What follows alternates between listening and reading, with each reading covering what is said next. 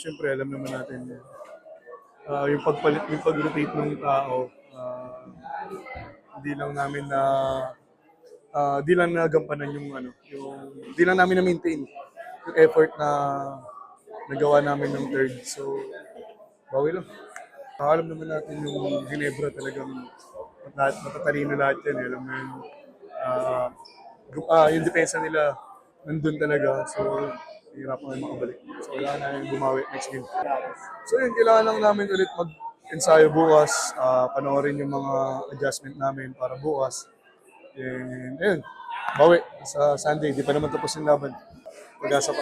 Kailangan mas higatan pa namin yung effort namin ngayon.